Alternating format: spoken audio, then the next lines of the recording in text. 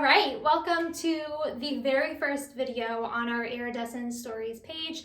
This channel is going to have a bunch of different videos. We're going to walk you through all of the rituals and routines that come with your products when you purchase from iridescentstories.com, but we're also going to have some educational discussions about closing the gap between mental health and these spiritual practices that can really help you take your power back. But before getting into any of that, I honestly just wanted to introduce myself and introduce Iridescent Stories as the entire mission that we are moving forward with, not only with our ritual sets and kits, but with the community that we hope to build. So just to give you guys a little bit of background, my name is Kasey. I am the creator and one-man show behind Iridescent Stories, but I have a huge passion and purpose here for you today. Years and years ago, I was struggling with my mental health, and I have a plethora of mental health disorders, a very long list of diagnoses, lots of doctors and medications that were there to help me, but I felt extremely overwhelmed, and I felt like I had absolutely no control over how my own coping and recovery were going to go because everything was reliant on someone else.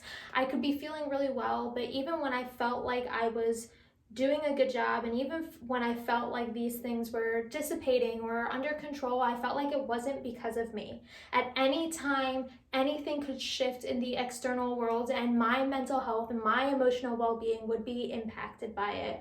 I was really rocked by a lot of new diagnoses, really rocked by a lot of what was going on in my personal life, and was introduced to an amethyst cluster, beautiful druzy amethyst cluster, and like told by the person who gifted it to me, this is here for you, and it's for your anxiety, it's to help you with your stress, it'll help you calm down, and honestly, I wasn't really about it. I mean, I am an Aquarius, so I will happily accept amethyst at any time, but the understanding that a stone could benefit me in all of those ways was a little weird to me, but I started to see those benefits piling up, because I wanted to take it seriously, and I more so wanted to trust the person who was gifting it to me and their well wishes, because receiving that stone, and even now receiving crystals as a gift, always feels like the most intimate. It feels like somebody's writing a long card, a well wishes card of these are all the things that I want to be able to help you with, but I can't.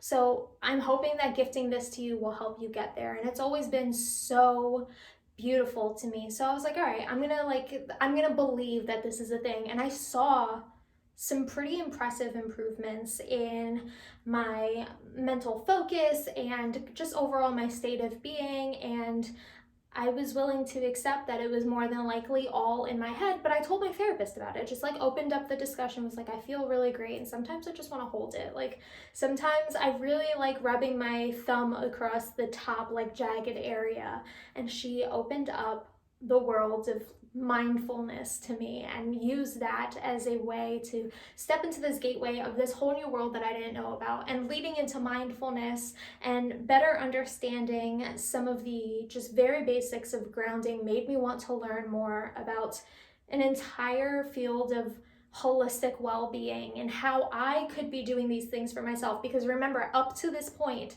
any grounding that I got, any solace and peace that I got, it came from someone or somewhere else.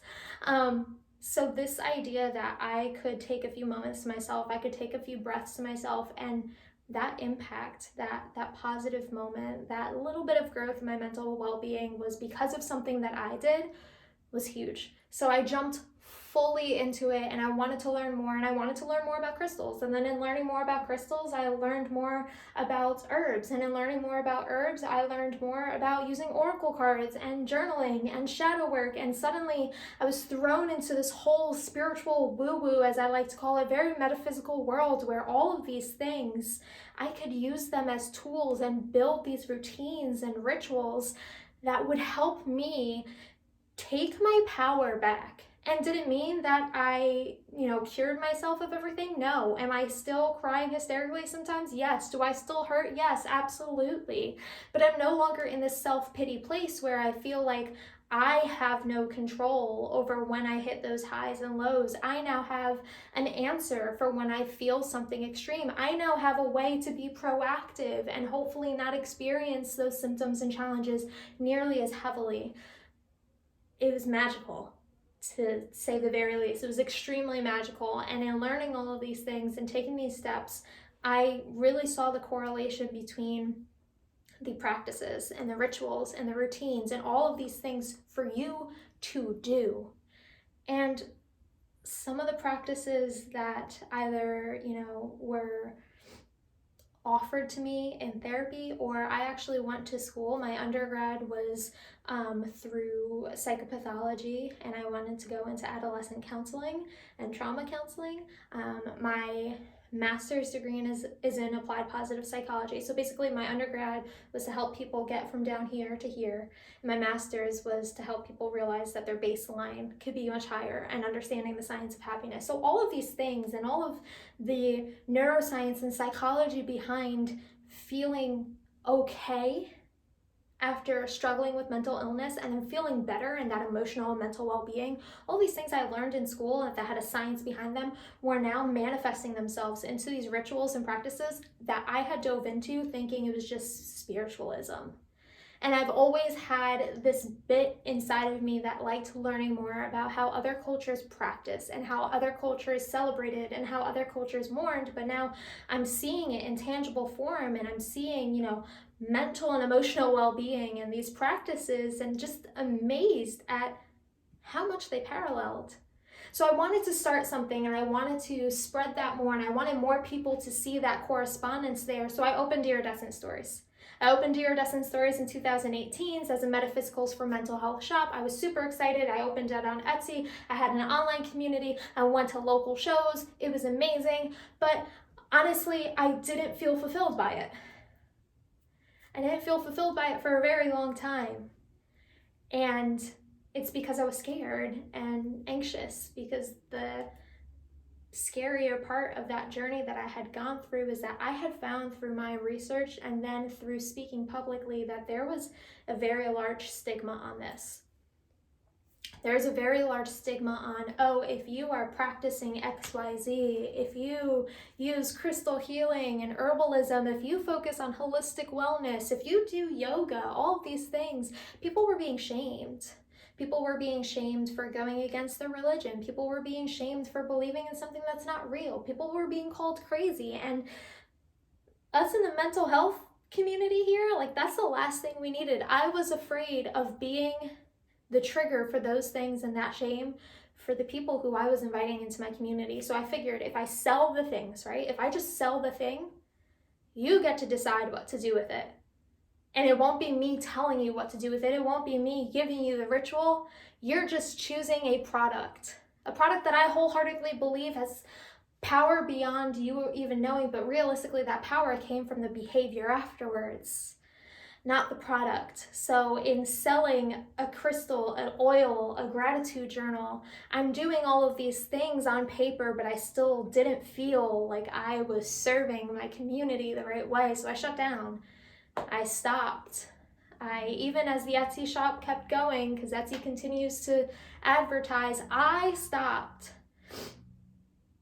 And then in quarantine, I realized that was the bit. That was where I messed up. The fact that I wasn't willing to share the ritual, the action, the magic itself, the thing that helped me. And it could be anything, but whatever you are practicing, pull it back and realize that action, that tool, that ritual, these are all just different ways to help you believe in your personal power more.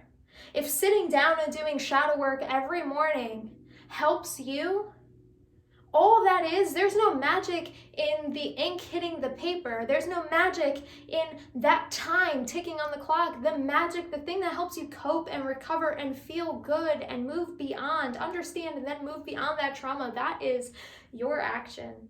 So I decided the end of 2020, through quarantine madness, that I wasn't going to let my fear hold my community back from being able to have this magic within them and taking their control back and being able to be dependent instead on internal factors.